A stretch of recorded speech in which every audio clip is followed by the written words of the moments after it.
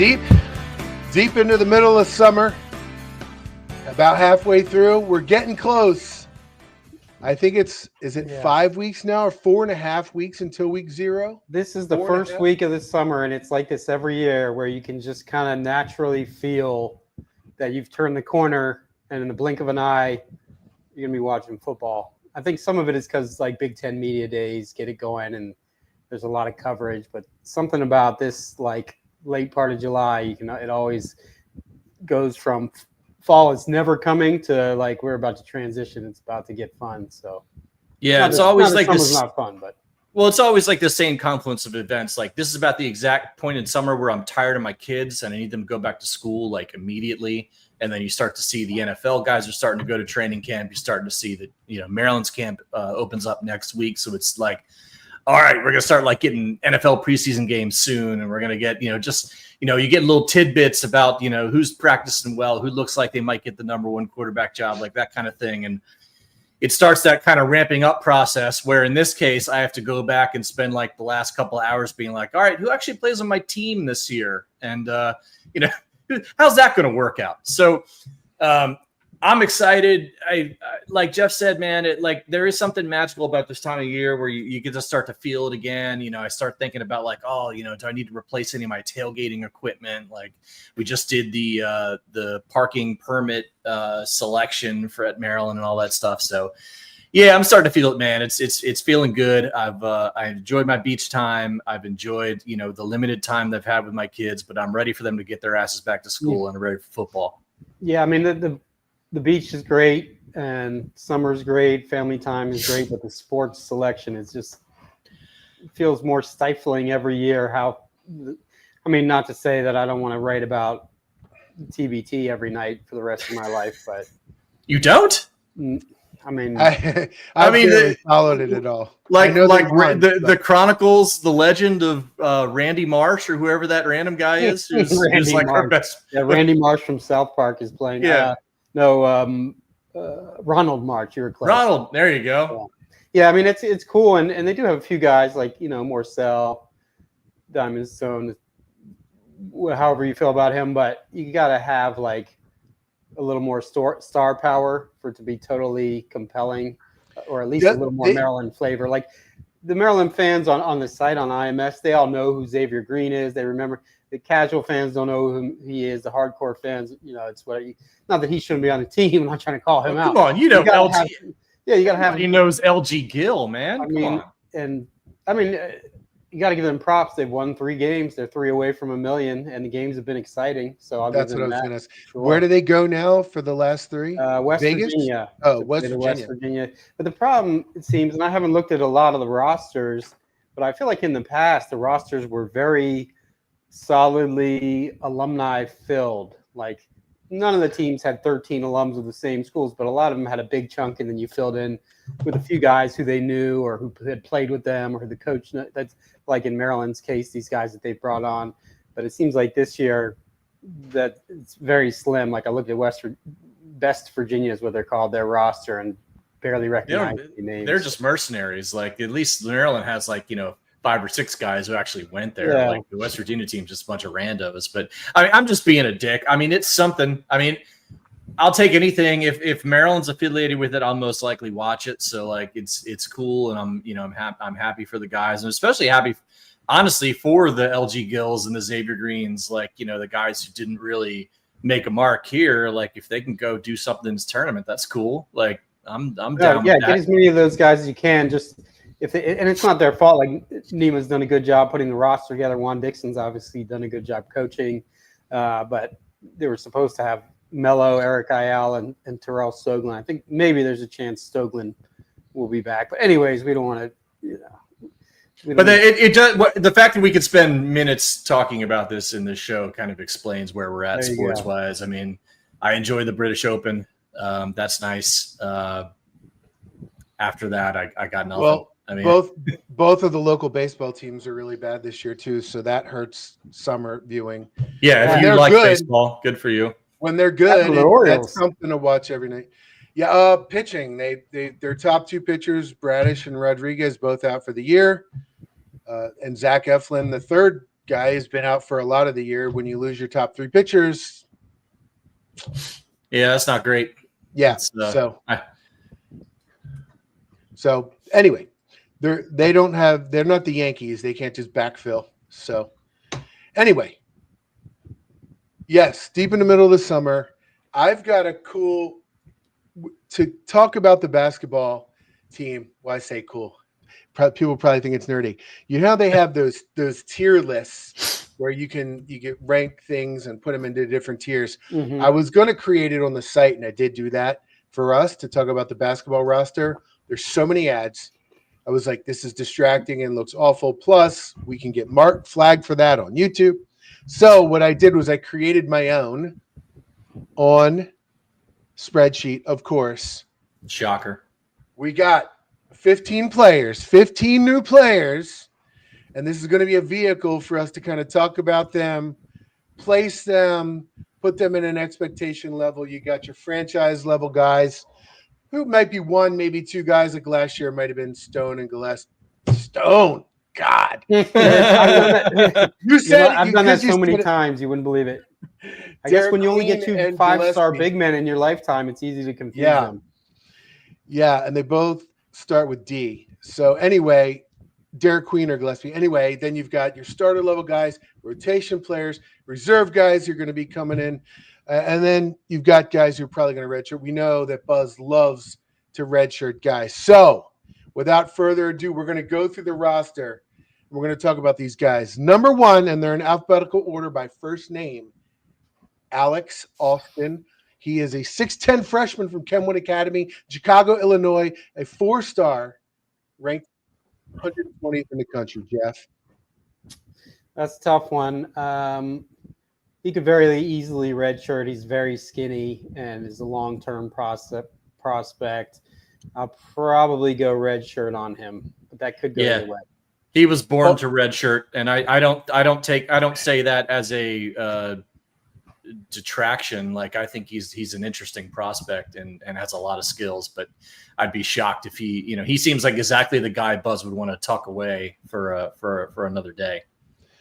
There we go. Alex Austin, freshman, our first placement as a red shirt. Let's go to the next guy. Alphabetically, going to Andre Mills, 6'4", red shirt freshman. He transferred from Texas A&M with Buzz. He, as a freshman, when he came in 2 years ago, not this year, last year, he was a 4-star, ranked 91st in the country. His transfer rating's lower, but just because he didn't play. So what do we think about him? I'm tempted to go starter because I really like his upside, but I think there's a couple veterans who will have a better shot, and then you also have Darius Adams coming in, who's a 5-star, so I'll go reserve. Yeah, I think also not rotational player? Or excuse me, rotational player. Yeah, so reserve I had in my mind is someone's coming in when the centers are in foul trouble and you're getting 5 mop-up minutes, okay? Or you're playing right. So you're used, but you're like, yeah.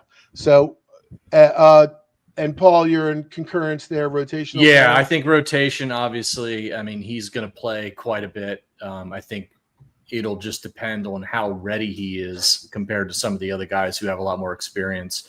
But he's another guy who I like his upside a lot. Buzz plays a lot of guys, so I'm sure he'll get plenty of time. The other thing that's good about this is because I had basically no idea what most of these guys look like, and so now I'm kind of getting it in my head. Like, I mean, but that's the funny thing, right? Like, we're trying to deal with it. Like, this is the new world. Every year, we're going to be sitting here in the summer and be like, "Who the fuck is that? God, okay, yeah, he's one of us. Cool. All right, I hope he's good."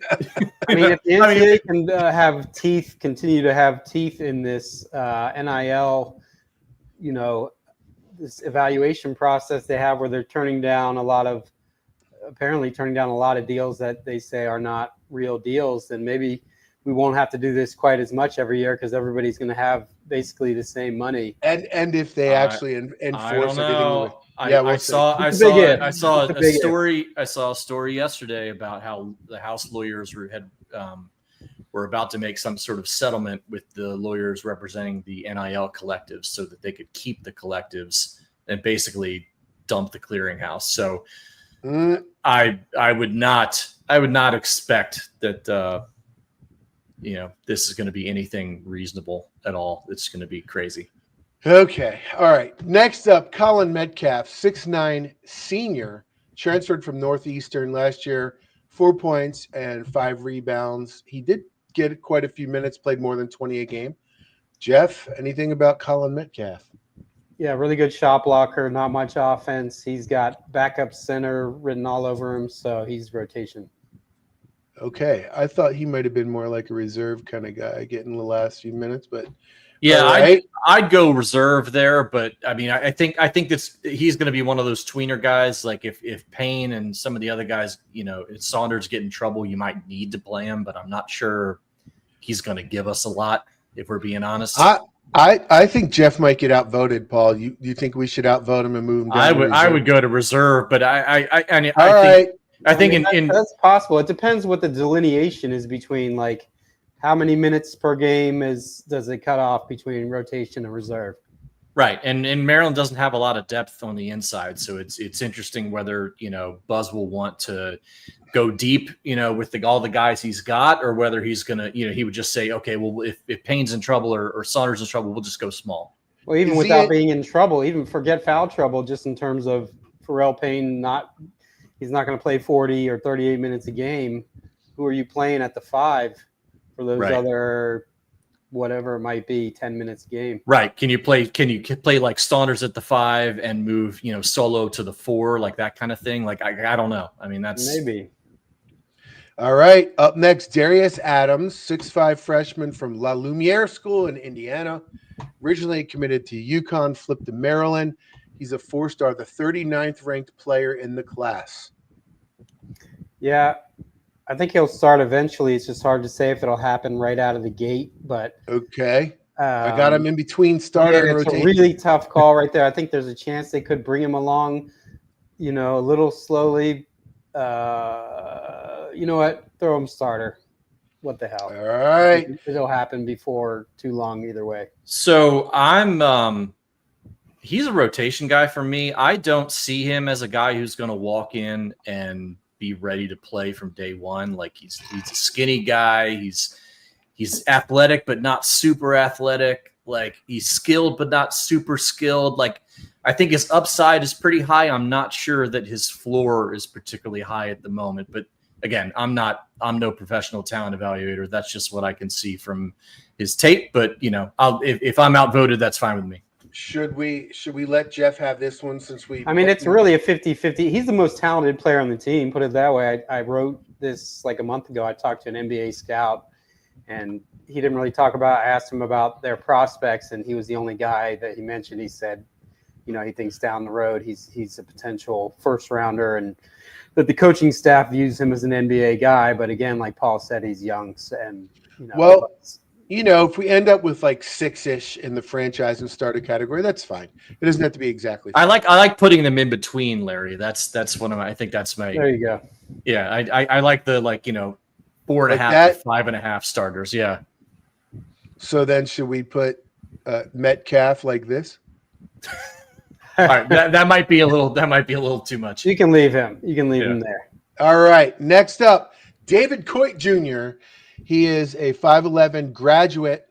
He's a 5th-year player, transfer from Kansas. In the portal, he was a 4-star, 90 rated.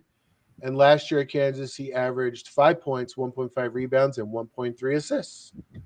Yeah, he was really overlooked just because he struggled at Kansas last year. They feel like the system there did not fit him as well as it does under Buzz Williams. And every time they ask Buzz which player is kind of the under the radar guy, the guy that he really likes, he mentions Coit. He averaged 21 a game a couple years ago in the MAC. So when you add that all up, I'll put him in the starting lineup. Starting lineup.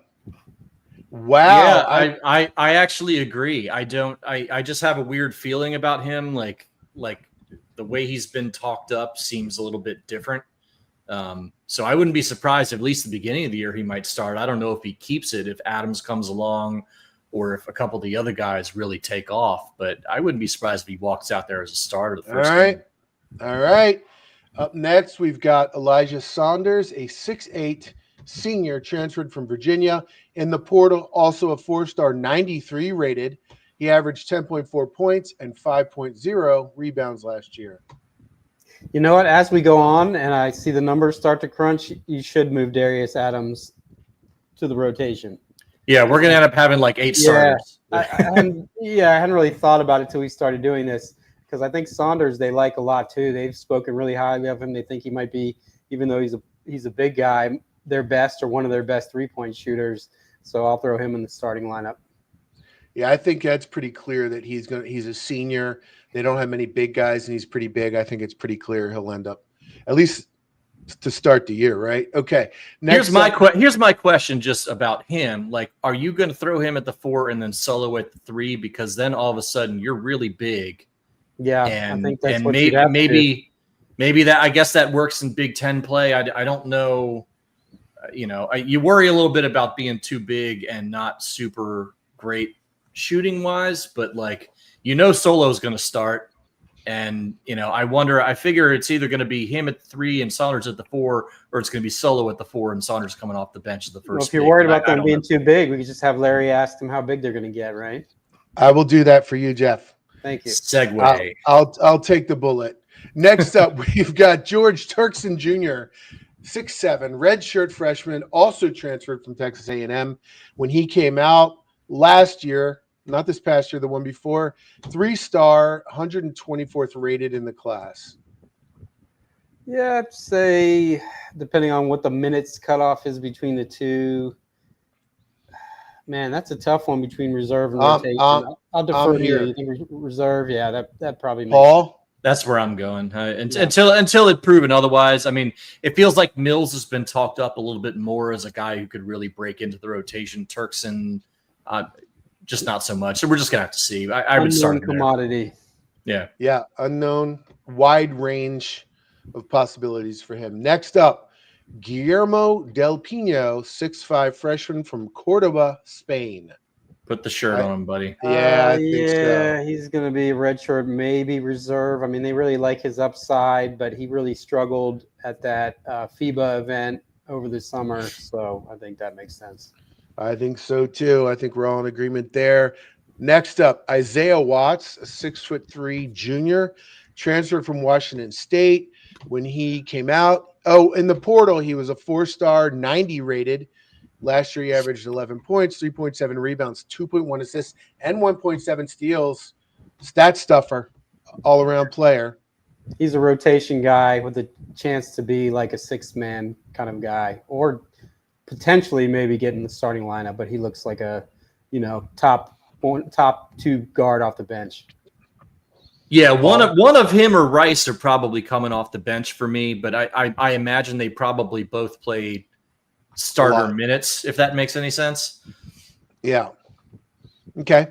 Up next, Josiah Harper, 6'7" freshman from Don Bosco Prep in Indiana. I did not see a rating for him, although I did see that Indiana offered. So yeah, he was a late bloomer, didn't really have a lot of offers, long-term guy. They've already just about planned to, put it in stone that he's going to redshirt. Another red shirt here, Josiah Harper.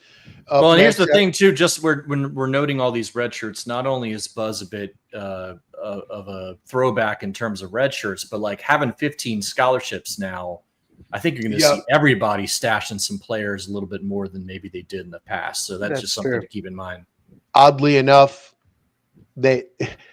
when it's more likely that they leave. So you're redshirting them to build for the future, but they're more likely to leave. So how weird is that? Anyway, unless Buzz keeps that magic. I mean, that'll be another interesting thing. I do think Buzz can do that. Up next, Miles Rice, 6'3" redshirt junior. He transferred from Indiana by way of Washington State. In the portal, he was a 4-star, 93 rated last year at Indiana. 10.4 points, 2.8 rebounds, 2.7 assists. This is the guy I think really suffered last year, the dumpster fire with Woodson at Indiana. I feel like all of his numbers are lower than they really could be, and his performance wasn't as good as it could be based on that. Yeah, that dumpster fire dragged him down. He was elite for a freshman at Washington State, won the Pac-12 Freshman of the Year. he's the starting point guard until proven otherwise. Okay, there we go, Paul. We're in the same. I don't know who starts or between at point between him and Coit, but I think that those are your two starting guards. I kind of think he might end up being up here in the franchise part, but we'll see. I think there's a chance. Him and Payne are probably the only two that qualify for that. Yeah. So I'm on the borderline with that, but we'll leave him there as starter. Okay, up next. All right, here we go. The sentimental pick, Mr. Nick Blake, son of all-time favorite Steve Blake, 6'2" freshman from Olympia, Florida. No rating. I think you got to give him franchise just out of pure nepotism, right? There we go. I would actually put him if we're being trying to be real here. I would put him as a reserve. They're not going to redshirt him, but he's not going to play. Okay. You don't think? Oh yeah. Okay. I mean, if he's got any of his dad's, you know what I mean, like court vision. I mean, that's not a bad backup point guard, right? Well, he's more of a shooter than his dad. Is the funny thing. Oh, really? He's like more from what I've seen and heard, is more the Drew Nicholas type than the Steve Blake type. But I mean, I'm sure there's no chance being Steve Blake's son. He's also not like super heady, gym rat, high IQ, all of those. Coach's son, like every son, grinder, first guy in the gym. Every white guard like stereotype there is. He holds the door open for everybody. Okay. All right. He throws a mean alley-oop. Okay. I had to throw that one in there. Pharrell Payne. What is the definition of franchise?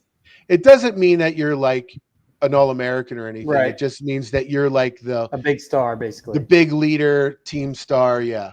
Probably he's the only undroppable starter. I think maybe Solo, just because of his connection with Buzz. I'm not sure because he's going to be like all Big Ten or anything, but Payne's clearly the leader of this team. I think going into the season, they need him to be as good as Julian Reese was for this season to be a success, or at least very close to that. Yeah. Well, we talked about that.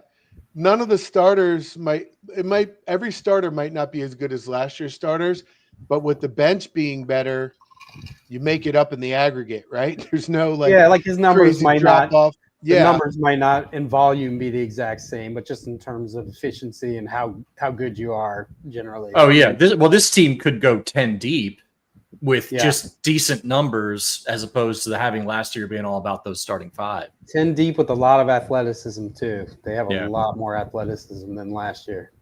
Forgot to say that everybody knows, but he's a 6'9". Pharrell Payne's a 6'9" senior. Transferred from Texas A&M in the portal. He was a 4-star, 96 rated. Yeah, this is what was surprising to me. 9.6 points and 5.0 rebounds last year. He didn't play a ton of minutes. I don't remember what it was. Something like 25 minutes a game. I don't know if that was foul trouble or just a matter of Buzz running a really deep rotation. So I think that some of that is just that he didn't. And in the NCAA tournament in those two games, I don't think even when he put up 51 points combined in the two games, I don't think he played huge minutes. So the minutes volume, he's going to have to take a big jump up this year, but he's a stud athlete. That shouldn't be a problem. Yeah.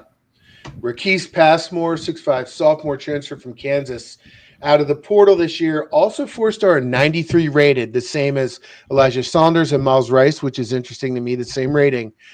But out of high school, he was really highly rated, right? Top 50, wasn't he? Yeah. Going into Kansas. Last year, he barely played. He averaged 0.9 points, 0.7 rebounds. He's rotation, I think. He's a little different from the other guys they have, just with that slashing at crazy athleticism. So I think he's in the rotation. Okay, and we finish up with Solomon Washington. There's my Baltimore accent. Solomon Washington. Washington. Washington. 6'7" senior, also transferred from Texas A&M. In the portal, 4-star, 93 rated, same as Passmore, which is odd. And last year, again, only 4.9 points, and 5.3 boards. So he could be one of the top defenders in the Big Ten next year. He won't be a big time scorer. Those numbers should jump. Like I was surprised the first time I saw that he only averaged 4 and 5, but he's going to be starter, right? Yeah, Starter. for sure. He's going to be one of those scrappy fan favorite types, I think. So there we go. That's it. We have Pharrell Payne as the franchise player on the team. I almost called that like star player or whatever you want, or captain. I almost called it like just the leader. Anyway, Pharrell Payne at the starter level. We've got David Coit, got Elijah Saunders, Miles Rice, and Solomon Washington. And then in the rotation is Andre Mills, is Darius Adams, is Isaiah Watts, and Raquise Passmore. So 9-man rotation, and he does go deep. And we almost had here. Who is this again? Colin Metcalf. You almost put in the rotation. Colin Metcalf. So he almost went there. George Turkson Jr. almost put in the rotation as well. So these guys could be, if you're going to go to 10 or 11, you get into Colin Metcalf and George Turkson. Also in reserve, we got Steve Blake here, primarily because of Paul's point that don't think that he'll redshirt. So maybe he'll get in and get some playing time as a reserve. And then down here at the redshirt level, some freshmen, because we know Buzz loves to do that. Alex Austin, Guillermo Del Pino, and Josiah Harper. There you go. Don't think the fans are going to get annoying at some point about yelling for Blake's kid toward the end of every blowout at Xfinity? Not at all. No, never happened. Yeah, that'll probably happen. Yeah, you're right. The first time he makes the 3, the place is going to go nuts. Yeah, it's a cool story. Yeah, it'd be interesting to see if Blake's around more because he hasn't come back as much as some of the other guys. What if he's just an absolutely dead-eye 3-point shooter and he can't do much else but, like, you find a place for that? I guess you do. If he turns out to be legit, then I feel like you have to sign Juan Dixon's kid even if he's not quite good enough. and a Kesey's kid, but he's a lot tougher, obviously, because he's highly rated. That one they're trying. But he's number 2 in the country. Yeah, he's big time. Yeah. All right, so there you go. I think that was a pretty good exercise. Get to know the team a little bit. Get to see the pictures and start to put faces to the names. Everybody, we're trying to help you learn who plays basketball for you now. Like that's why we're here. We're learning, you're learning, everybody's learning. It's great. Yeah. And I got another very similar thing for you guys at the end of the show, but football related. So good luck, show Paul. you that after JR Rhoades joins us. I hope he does. I texted him the link, but I haven't. I've been talking to him for the past week or so. I've been a guest on their show 3 times, the Big Ten Huddle, and they always, as Paul, we were talking beforehand, and I think you said at the beginning of the show, they literally do cover every team in the Big Ten. And when they do that, I'm the guy they ask, hey, for Maryland football, like what's going on, blah, blah, blah. And I'll send them my opinions and my feedback, and then they kind of incorporate it into their thing. So yeah, I mean, I busting out scoop from Kyle Long's mom at the tailgate. Yeah, so I'm hearing that I am going. Okay, he said I'll be there. Yeah, all right, back up right guard. I think I got a scoop for you. Oh, and there he is. Let's bring in Mr. JR Rhoades. There he is. There's my boy. What's going on, JR? What's up, Larry? Thanks for having me on, man. Yeah, very, very happy to have you on. We've been promoting the show, the Big Ten Huddle. I told everybody how you make fun of Maryland, how you make fun of Loxley. But if people want to see you do that, how can they find you? Let's start with that. Tell everybody what your show is and how to find you. We'll start with that. Yeah, you can find us at the Big Ten Huddle on Twitter, X, TikTok, Instagram, all those different places. And then you can find our show on YouTube at the Big Ten Huddle podcast. We have a basketball channel, not putting out as much content over there right now as we do with football, but there is a basketball channel, and we'll definitely be talking a lot of basketball over there. And hey, we were very favorable to Maryland during the basketball season. There was no making fun of what was going on over there. And well, I guess at the end there was some sympathy that was needed, but we didn't make fun of it. We didn't make fun of it. No, but I have noticed since We were I making came. Yeah. Listen, like I've said to you many times, if we want and Maryland wants people to stop making fun of them, how about win some more games? And then it'll stop. So it's all good. We get it. I will say I did stick up for Mike Loxley last night. You did. The chat was saying that. fire him if he goes 4-8 or whatever. And I said, guys, it's a young team. You gotta understand this isn't. You'll watch the show. You'll see it there. I've seen it. I saw it already, and I agree with you. I think he gets at least one more year, unless it's something like 2-10, which would incorporate a loss to Northern Illinois, and then maybe with there's a new athletic director and all that stuff too. So anyway, I was gonna start just by asking you, are you excited? We're getting close. Getting close. What are we about? It's less than 5 weeks now until week 0? Yeah, camp should be starting July 28th for Big Ten teams because the first games are on August 28th. So should have a handful of teams starting on the 28th, and then you'll get pretty much every team by August 1st, I believe. And then August 23rd are week 0 games. So we are almost about a month. Oh, exactly a month. Today's the 23rd. 1 month away. Let's go. Anyway, all right, Jeff, go ahead. Yeah, JR, what you've obviously sounds like you guys are really in depth. You know all the teams, not just the top dogs, which is cool because a lot of people obviously just cherry pick, whoever they think will get the clicks and such. But tell me which Maryland players you've been impressed with. Who do you see being the top guys this year? Yeah, I'm really excited about, obviously, Malik Washington. That's what everybody's going to say. I'm excited about the quarterback battle, too. Justin Martin had a really good game last year against Penn State. I wouldn't say that he was, anything spectacular to the fact that he went in there and, lit anything up. But for a backup quarterback going into Happy Valley like that, for him to be able to keep himself composed and play well, I feel very confident in the quarterback position at Maryland this year, which how could you not? The history of everything that's been going on under Mike Loxley there. We had some fun with the snake in the crib yesterday that Loxley was using. I loved it. I was like, I don't know what to do with it, but you know what? He said it. It was fun. So I love it. It feels like something you might call child services about, like throwing snakes in a crib with your baby. I don't know. I wouldn't do that to my kids, but maybe. Yeah, is that a real idiom, like an established saying, or did he? Here's what I think he meant. I know what he meant. They're so young that they don't even recognize the danger. They don't recognize all the craziness. They don't. That's what he meant by it, I think. Yeah, that's definitely what he meant. I just didn't know if it was a thing that he had conjured up or not. But no idea. We'll have to find out on that one. I'm sure everyone's waiting.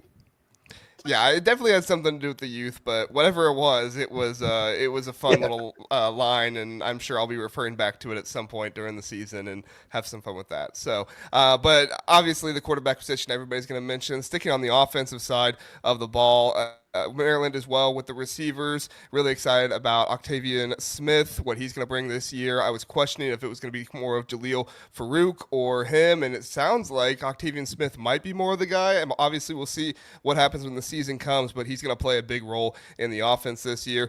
Nolan Ray was one that I did not do enough homework on early in the offseason. Larry mentioned his name to me. I did some more homework on him, and I really like Nolan Ray and what he's going to bring to this team. And if this offensive line can be better, then I think that he's going to have a whole lot of openings there and can make something happen. On the defensive side of the ball, I actually drafted Jalen Husky in our fantasy draft, so I'm excited about Husky, what he's going to do at the safety position. Maryland has a pretty underrated secondary this year with Dante Joyner as well. You have a number of players on this defense that if they hit and they come into the transfer portal and do some good things, you could see some really exciting stuff from Maryland, which people haven't normally become known for the defense, but it could be a year that's not. It's not like the best defense in the Big Ten or anything, but you could see a year with so much youth and everything that you see it more led by the defense, I feel like.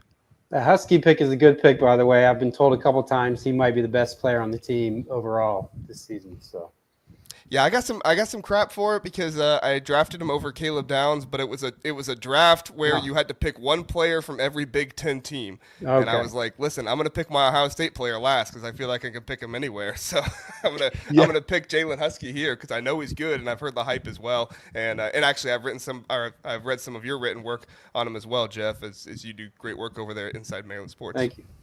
Yeah, the move to safety might be what he needed. JR, thanks for coming on. I love having you like OG Big Ten guys on the show because I always ask some version of this question. This is Maryland's 11th year in the Big Ten or so, and you're an Ohio State guy, right? So when we first jumped into the conference, it was kind of like, oh yeah, Ohio State, what's his face, Jim Tressel and his annoying sweater vests and paying players before you're allowed to pay players, like ho hum. But it was just kind of like going through the motions. But it feels like the last couple of years, at least for me, it's been like, God, I fucking hate you guys. You're entitled jerks.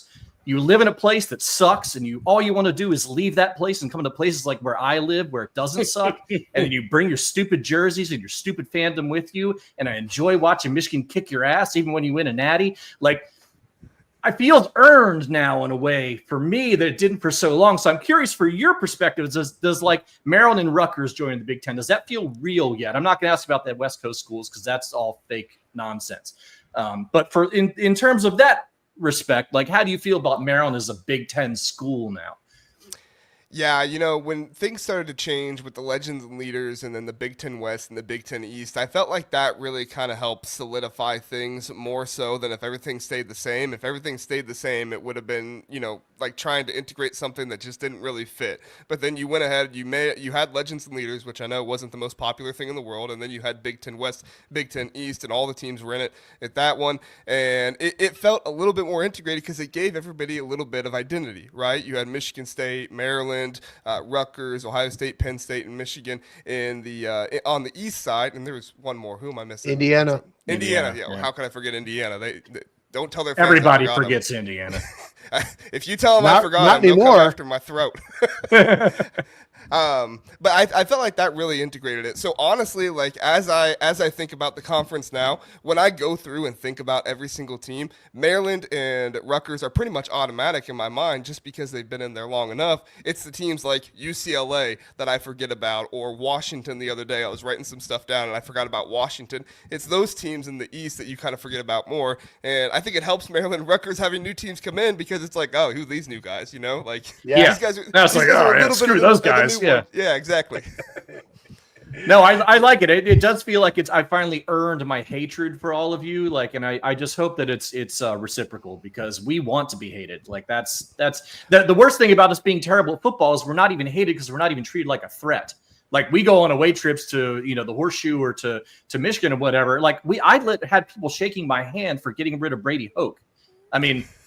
Like, it's just not the same, like if we go somewhere, we're actually pretty good. It's like, oh yeah, screw you guys. You're those thugs from College Park instead of just like, oh, come on in, come hang out at our tailgate. It's no big deal. Well, and you got to understand Ohio State fans, they don't really pay attention to anything but football. So, basketball-wise, they'll remember the Thad Matta days a little bit. But ever since Thad Matta, it's like, okay, Chris Holtmann, get him out. Jake Diebler, he's got to prove himself. But, Thad Matta, they remember that. But, again, that was kind of before Maryland was in the Big Ten a little bit.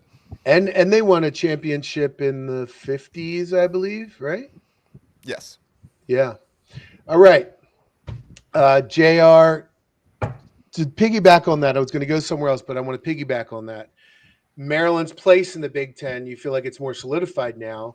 What's the peak potential for Maryland's program, both in football and in basketball?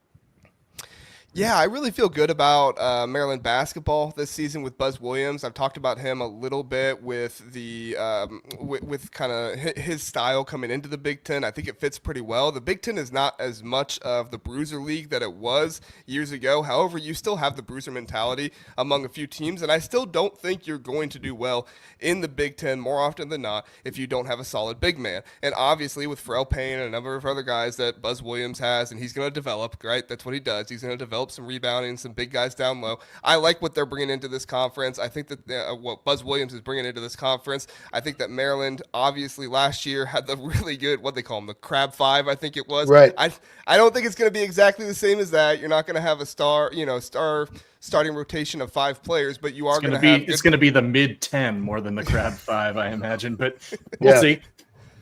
The Texas 10.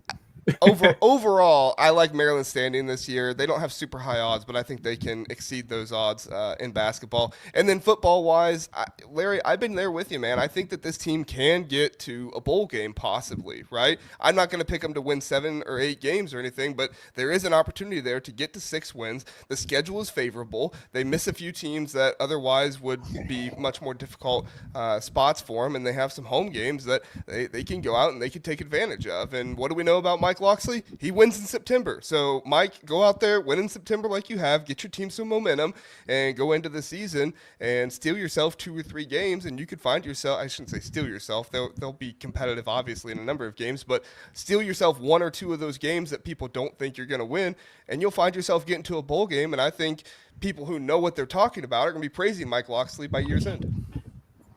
JR, who's the sleeper in the Big Ten? Who's this year's potential Indiana? Yeah, well, we just did a segment on potential Indiana, and Maryland was one that we talked about because of the favorable schedule, but we said that, it was too young of a team. We felt like, Indiana had so many veterans and stuff to be able to pull off something like that. Northwestern is a team that I'm keeping an eye on. They do have a difficult schedule, so that leads me away from it a little bit, but they've got Griffin Wildy. They've got Preston Stone coming in from SMU, the quarterback there. I really like this defensive line for Northwestern. Antosaka, Aiden Hubbard are really good defensive ends that are going to get some good pass rush for their team. I think they have some underrated linebackers as well. That secondary is going to be more of the key for me with Northwestern. However, I think that they're going to have a good defense this year, and they could pull off some home wins that maybe people don't expect them to get. The hard part, obviously, is Tulane, that very first game of the season, and they're going to have to go on the road to win that, to play that one. If they somehow steal that game, because I'm not going to pick them to win against Tulane,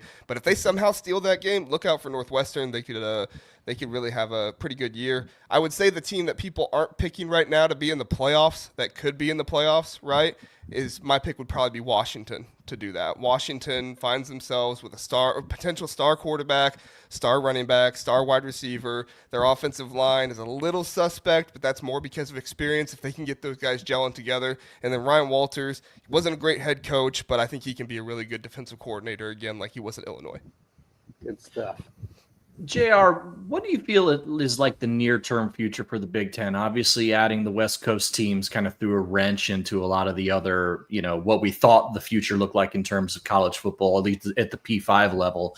With the playoff potentially expanding and all this stuff, do you think they stand pat at this point, or do you think they keep expanding just to, if not to compete with the SEC, to keep a small lead over the SEC? They've got the media deal that's up in 5 years again.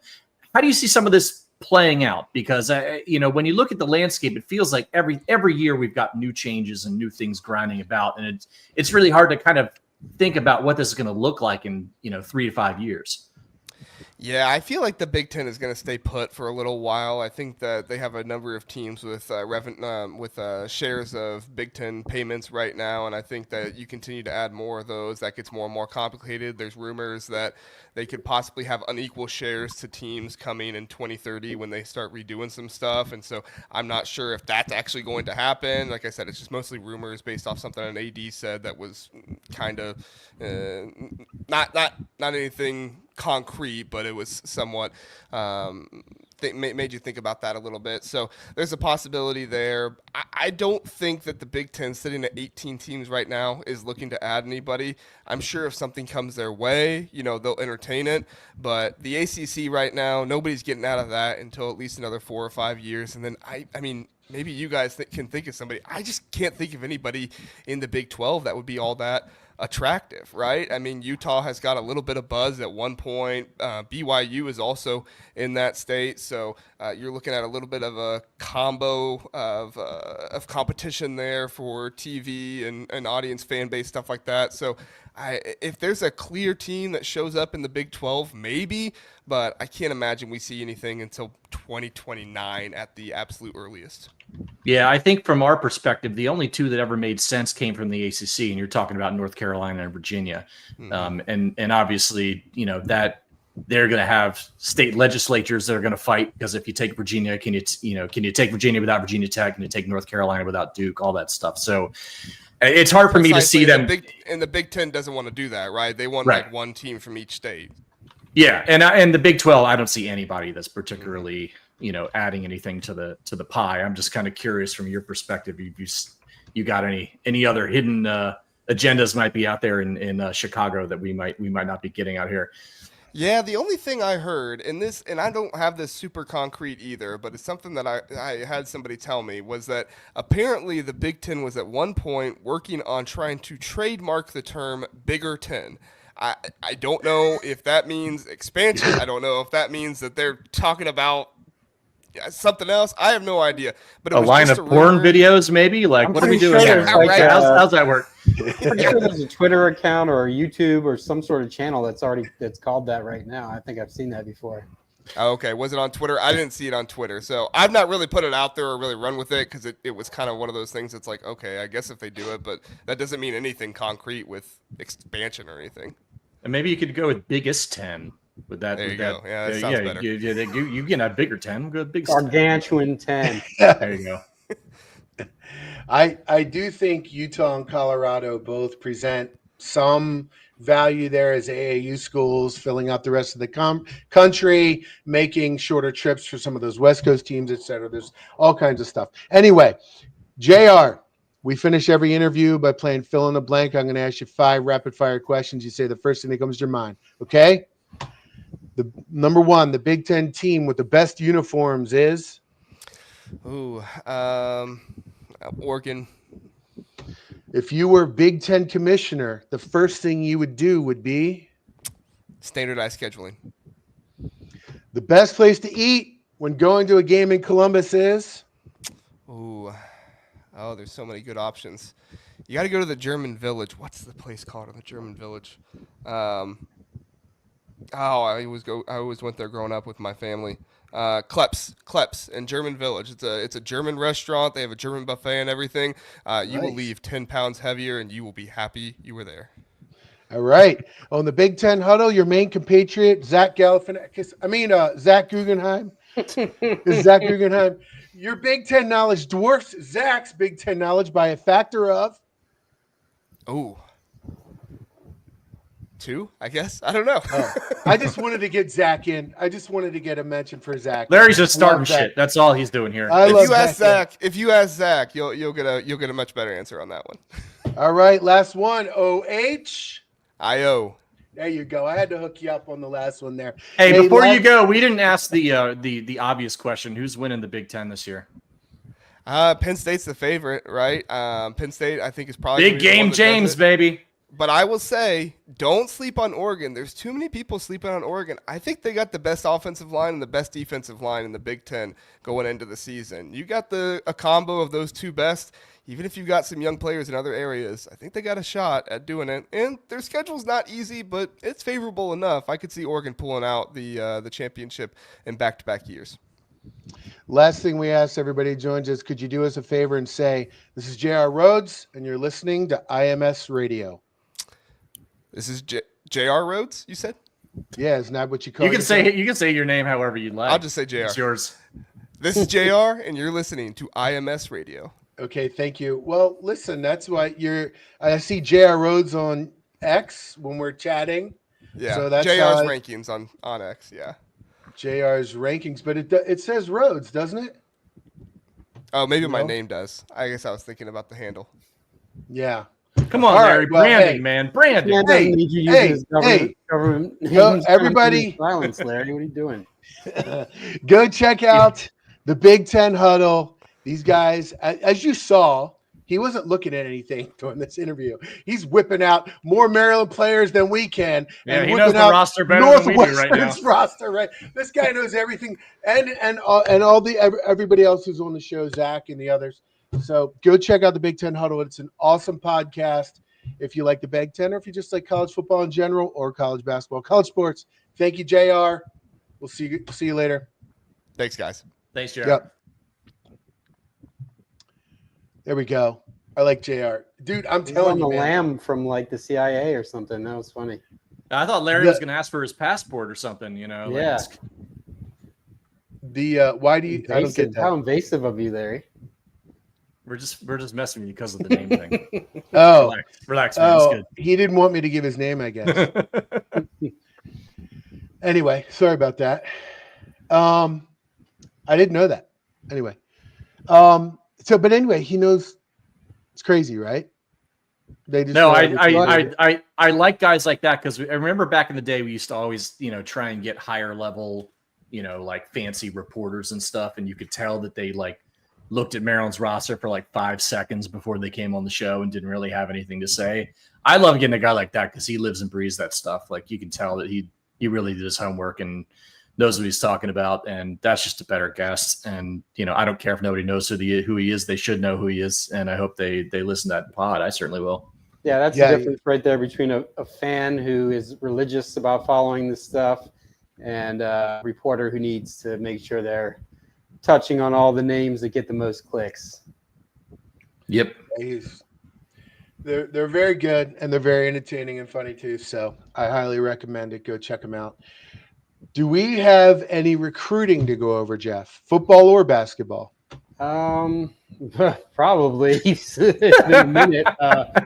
Yeah, where do you want to start exactly?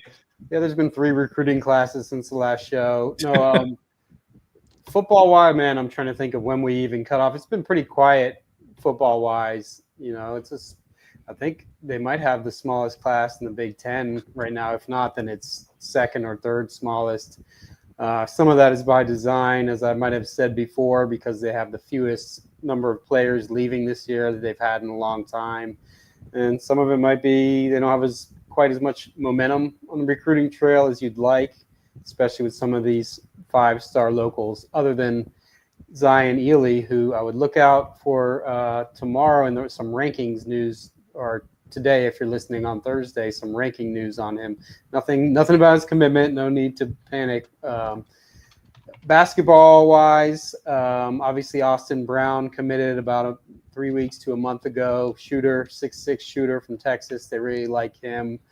He's not quite as highly rated as some of the other guys they're recruiting, but they feel like he's one of those really solid program kind of guys who's a little underrated. I think he's somewhere in the top 150 nationally.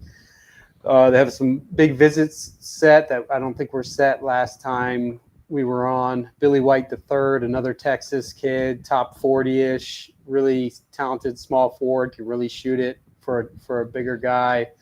I think Junior County, who Colby wrote about this week, top 30 forward from Utah. I think he'll be setting an official visit pretty soon. And so, the thing is right now there's so many names on the list. It's like compared to Kevin Willard's, his bare minimum almost. Then last year wasn't even bare minimum. He basically just wasn't recruiting at all. Now they've got Buzz has there's probably at least a dozen legitimate guys that they could end up getting or are serious with. Jalen Collingwood is another guy, local kid from Sidwell Friends, super athletic forward. They just offered him recently. Actually, we have an update on the site about him. He was extremely excited about that offer. So with him being a local guy, he's one to watch. And then, the younger classes, obviously, Baba Oladiton, I hope I'm saying it right, number 1 player in the country from Blake High School. They're going to be involved there. They're working it. I'm not like holding my breath on that one. The sneaker company affiliation doesn't mean as much as it used to, but now that you have money that you can give them, but still with a kid who has come up under the KD brand, I think that might be hard to pluck him to an Under Armour school. We'll see if that ends up mattering. And they're still working hard on Obinna Ekeze's son, Obinna Ekeze Jr., who's a 5-star top 10 player nationally. I think there's a feeling like they might have a chance there, so that'll be interesting to follow. And I could go for 10 minutes. I mean, there's just so many names, so many. Buzz Williams is a relentless recruiter. I always knew he was a good recruiter, but I think where he was, being at football schools, Virginia Tech, Texas A&M, other than Marquette, kind of dulled his recruiting results a little bit because he's just constantly working. And it's pretty rare. It wasn't just Kevin Willard who was delegating a lot. A lot of these guys delegate a lot to assistants, maybe not as much as Willard was, but Buzz, he talks to all these kids, a bunch of them he's taken over as their primary recruiter, including Caden Samuels is another name, top 20 player from Bishop McNamara, 10 minutes away from Maryland. Buzz is the lead there. They're trying to make that happen. Obviously, that's going to be a tough, full-scale national recruitment, but it's been nice to have a lot more to write about. Let's put it that way. The football recruiting is interesting because they do have this small class, but the average player rating is, and the same thing with the portal class. It was small, so it wasn't ranked that high. It was in the 30s, but the average player rating was in the top 25. Well, and Zion Ely is spiking that a ton, obviously, being the number 2 player in the country. He counts, though. Maybe even number 1 before long. I think wasn't there an update, at least on one site, where he did become number 1? Yeah, I think that there's going to be some movement in the composite rankings because Rivals has basically merged into On3, so Rivals rankings will be eliminated, and they had him the lowest of any of the rankings that are included, so that's going to jump him up. But he's carrying that number, and they do have some solid other recruits, most of them being from St. Francis also. But he is, he's the reason why it's that high per player. Yeah. All right. Well, I have a very similar to what we did with basketball, but for football now, but we're going to do it just by the units, not by individual players. There's too many of them. And we're just going to talk about, in comparison to last year, is the unit significantly better, marginally better, equal, marginally worse, or significantly worse than last year? Do you guys want to just alternate units, or do we want to tag team it like we did with the basketball players? Let's tag team it because, we're all still trying to figure out who's who at this point. Let's start with the quarterback spot. Malik Washington, Justin Martin, Christian Martin.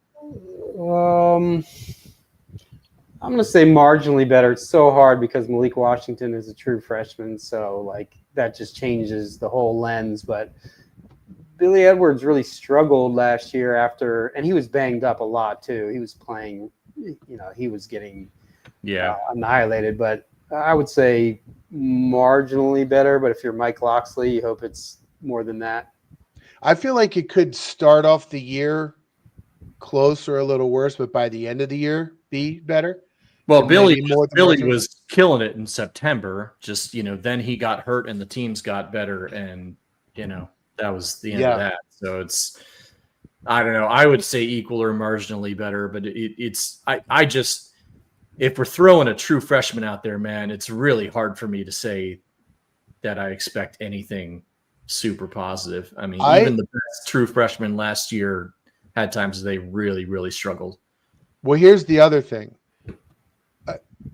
Justin Martin is way better than MJ Morris, I think, anyway. So when you're talking about the quarterbacks as a unit, or if you want to say the quarterback room, people say that. I think when you combine all of that, if there's injuries, they've got more in the back end than they did last year. So that's why, for me, And I think by the end of the year too. That's why I would say marginally better. So I'm going to vote there. And I think I'm fine with that. And I think Christian Martin too looks like a guy you Mhm. might actually be able to play. So, right. you've at least got a couple lottery tickets in there if things don't go right away from Malik. Right. All right. Running backs. You got Nolan. You got your three-headed monster, right? Last year was Henby and Nolan Ray. Henby's gone off to Indiana.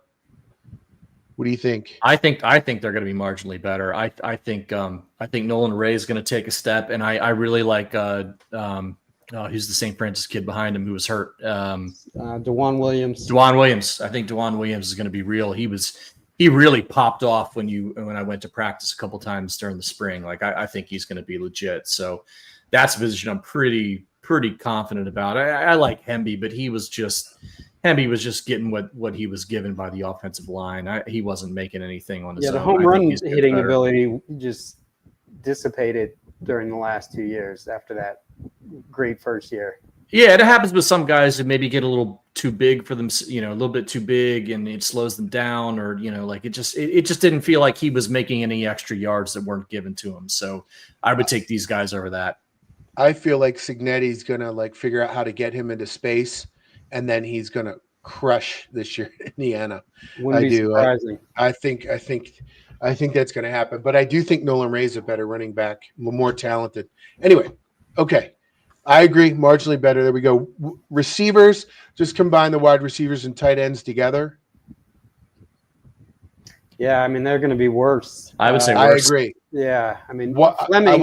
I think Dorian Fleming will be better than any tight end they had last year. But other than that, that wide receiver unit really doesn't have much proven.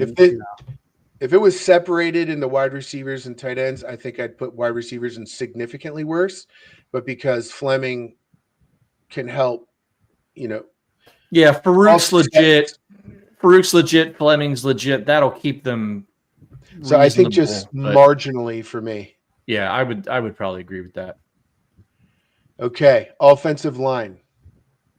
No goddamn idea. One thing they had. What was the guy's name who transferred from Buffalo last year and got hurt? Isaiah Wright. Isaiah Wright. And he's back, and he was a 4-star. He was going to be probably their best lineman, which is one of the reasons they had the worst line in the Power 4 last year.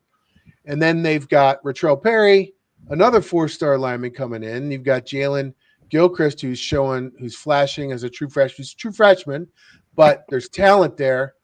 I feel like there's some pieces. It's at least, for me, it's in between equal and marginally better. I feel like they can like those guys, the new guys you mentioned, I think will be good.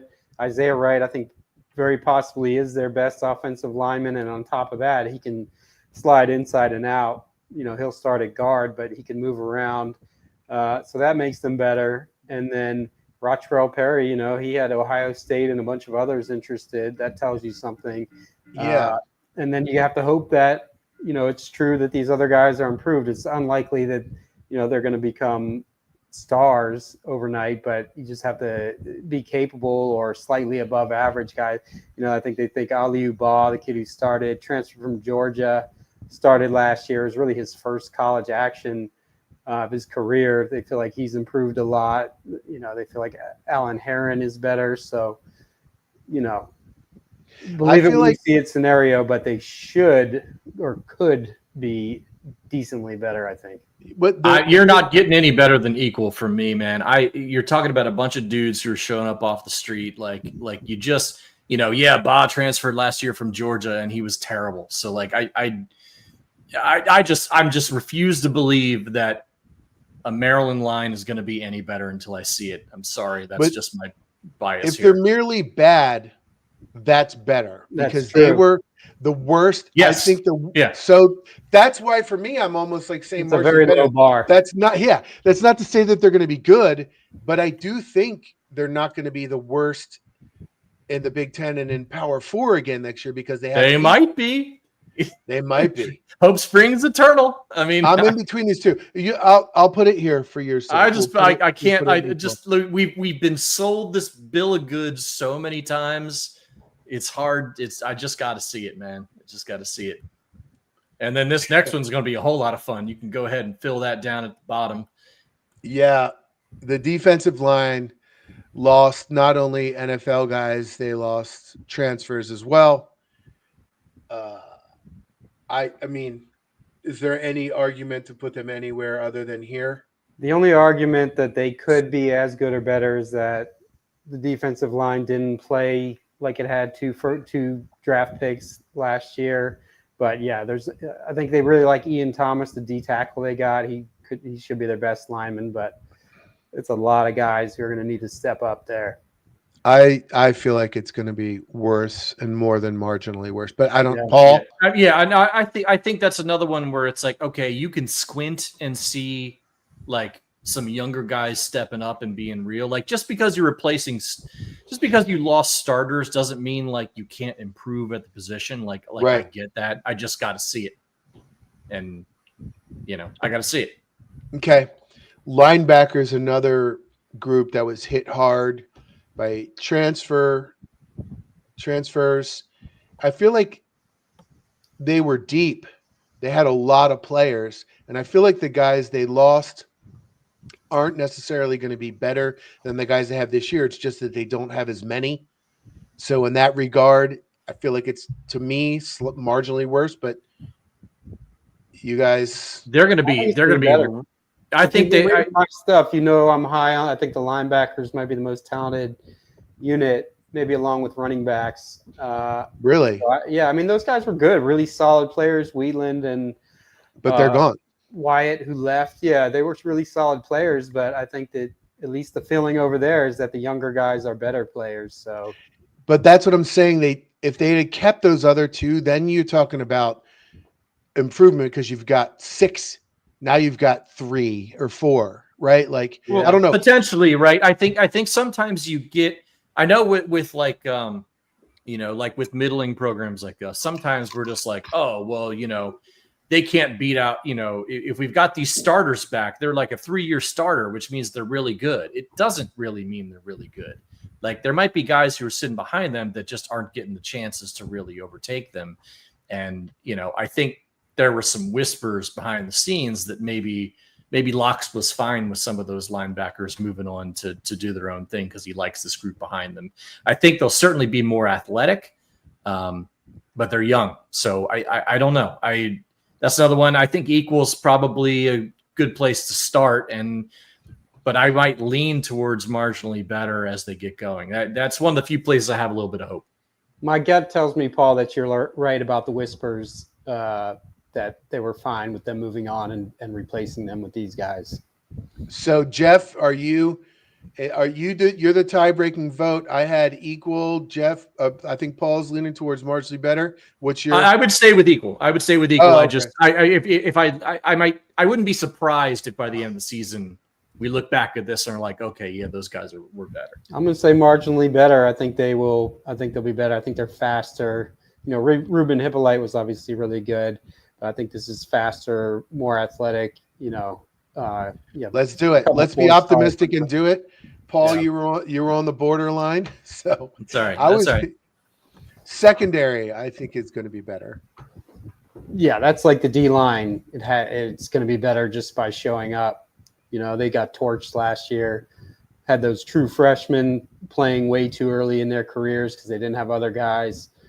Probably should have taken at least 1 or 2 more DBs out of the portal before last year, and it burned them. Like I said earlier, I think Jalen Husky I've been told he's the best player on the team now. He's fully transitioned to safety. He's playing really well. He's a leader on the team. Corner, clear upgrades with Dante Joyner and Jamari Glasker, 2 guys who proved themselves at their previous stops, 2 guys who would have started for them last year. So, I think that could be a lot. It could be a lot better than last year. They still need to find another safety, though. That's a scary spot, across from Husky. Sounds like Jeff is in between significant and marginally. Paul? Scruggs goes down. They're screwed at safety. Scruggs or Husky, really. I would say marginally better. The secondary could not possibly be worse than last year. Right. That's kind of how I feel about the offensive line. Anyway. Yeah. And that's fair. I'm tired of being told about how Maryland lines until and then they disappoint me every. But if there's one spot where I would consider significantly better, since that's looking very barren, it would be the defensive backs probably. I would stick with marginally, but I get what you're saying. I don't. I feel like we got to put one under significantly, though, right? Special teams. Special teams could be that. Special teams, right? Yes. Special teams actually should probably be quite good. There's one. Okay. There we go. That's what I was thinking could be in the significantly. You're welcome, Locks. Yeah, because of what's his name? Sean O'Hare? Is that it? Yeah. The kicker from Richmond. Who was the guy who we bought off and just a brazen, cash in a paper bag kind of move. Yeah. Yeah, that was. I feel like we're being too optimistic here. I want to put linebackers back down to equal. You can. How about we do that? But make a note to revisit later in the season. I'm gonna leave it saved the way we do it right now. And then we'll come back like maybe at some point, maybe during a bye week or something when we got that's a great idea. That's a great idea. To do.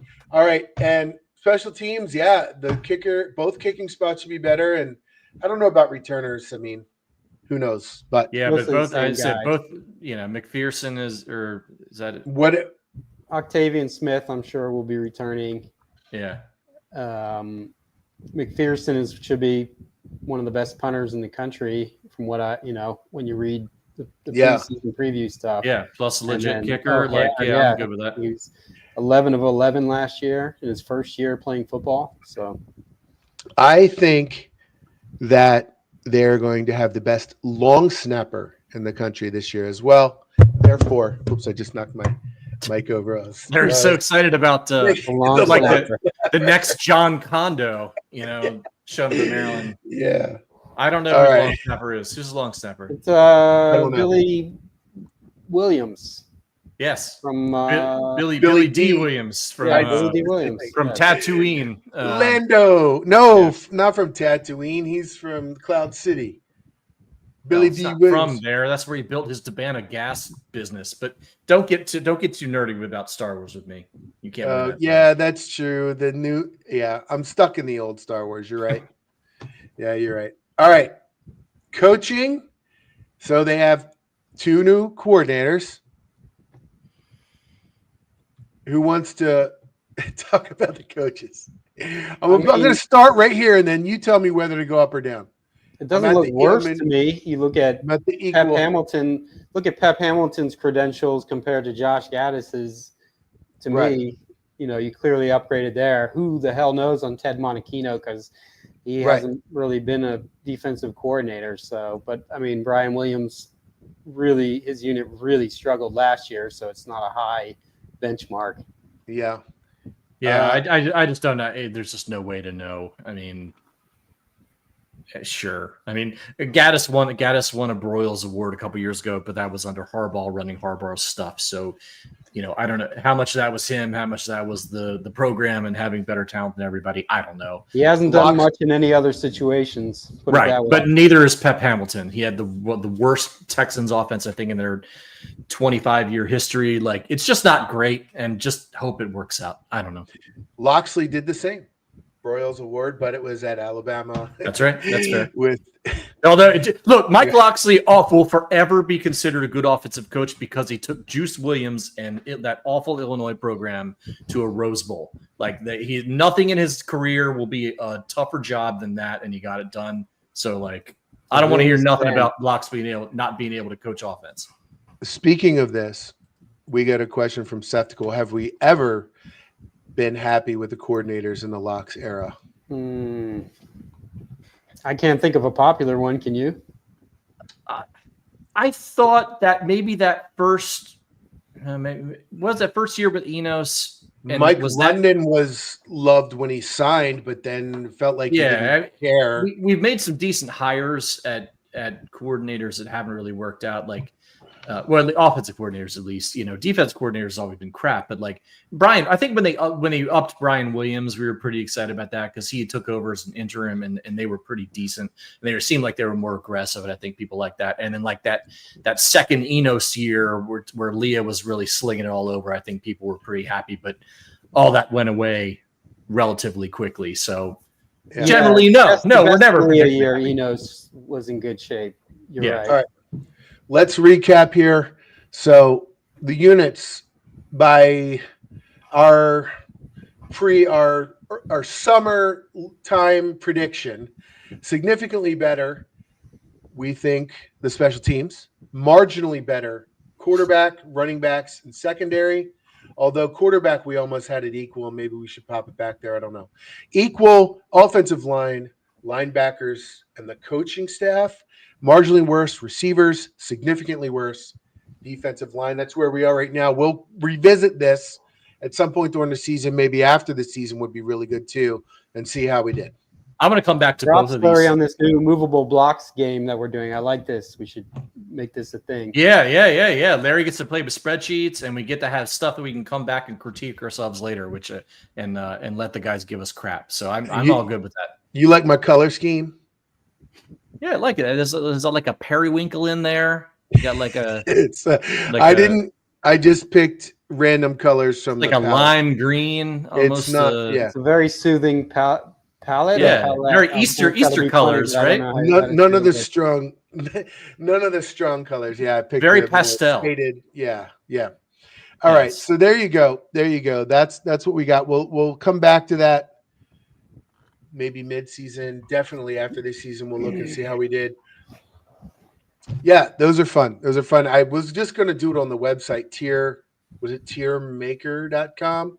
Yeah, But like I said, it was unbelievable the amount of ads. It was constantly have to like Xing out ads and stuff. So I just made my own. So there you go. That's very much a Larryism. We expect that from you. Yeah. Well, we hadn't done a show in a while, and I was like, let's come strong. Let's come strong with some prep, with some visuals. I like it. Right? Yeah.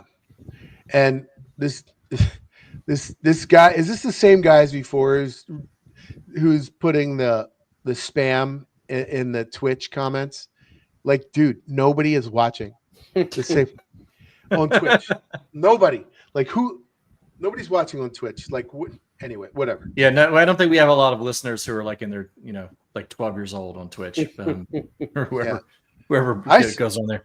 I set it up because I set up like 8 of them. There's others too that we're supposedly like sending to, and I haven't looked at in a while. I don't know if it's still even going, but yeah, we even had a TikTok for like a minute, right? Yeah, I deleted it from my phone for a while. I added it back. Yeah. Now the Chinese government's got all our information. And JR's now, thanks to Larry. Yeah. Yeah. I already texted him and apologized for that. So anyway, whatever. I don't think he was that bothered. It was just I don't think he's that bothered. Anyway. All right. Hey, 4.5 weeks to week 0, 5.5 weeks until week 1, Maryland versus FIU. And I can't believe what I did. I agreed to a musical show. I'm performing that day, and I'm probably not going to be able to go to opening day, which makes me really sad. If there's a game to miss, it's probably FIU though. But it's opening day. Yeah, it's the first look. You want to get that first look. It's a noon kick, isn't it? So like, not only your first look in general, which is always fun, but it's your first look at Malik Washington. It's too far away for me to do that and do my gig. I live an hour and a half away, so I'm just so bummed about the couple early noon starts. Like that's not how September is supposed to roll, man. It's gonna be hot as shit. Like I hate those games. Like just give me my like the old school 6 o'clock. When it's like nobody. It was on like DC. Remember, like our games would only be on syndicated on like DC 20 or something, like so they could start it whenever the hell they wanted to. I miss those games. Thank you, Cole Ellish. It is Florida Atlantic, not Florida International. I guess I don't know. Yeah, doesn't matter. They better beat them by 4 or 5 touchdowns. All right, hey guys, good show, summer show. We're very sparse during the summer.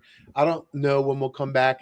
I feel like the first time we come back might be when we kick off next year with a football preview show, which would be sometime in the week or so before the season. Yeah, that's a month away. Week or two before we'll probably start going every week. So maybe 3 to 4 weeks, unless something crazy happens. we'll come and do a show, but we'll let you guys know about that. Otherwise, we'll see you guys there. This is IMS Radio.